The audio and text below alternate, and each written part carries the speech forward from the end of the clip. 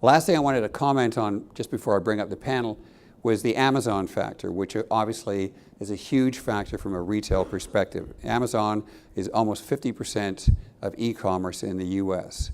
And when you take a look at it, because there's really nobody competing with them, there are all of these articles about the death of retail. You know, retail is being buried left, right, and center. So the question really, it begs the question, should you avoid retail real estate? And it's an interesting question. In the States, there's 50% more retail space per person than there is in Canada.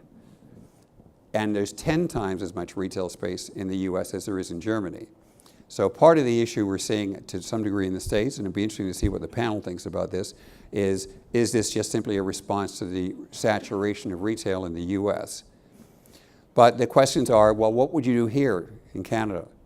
You know, would you look at only regional malls with a lot of special local services that are being provided, combine it with housing densification, which we're seeing in Vancouver? Locations near rapid transit, also in Vancouver, and presumably, I'm assuming, here in Toronto, or destination entertainment. Does retail have to change, in fact, what it is to work? And then there was this one last thing that came up, which is the issue that Amazon have. Because Amazon, if you hadn't noticed, just recently became the second most valuable company in the world. Almost, but they passed $1 trillion for a nanosecond, but then they fell back a bit. So it's $1 trillion company. I find it amazing that it has a market value of $1 trillion, given it virtually makes no money at all. And the reason it makes no money is because it can't figure out how to make it pay for the last mile. The last mile of delivery is massively expensive for it, and it loses billions every year on delivering to that last mile.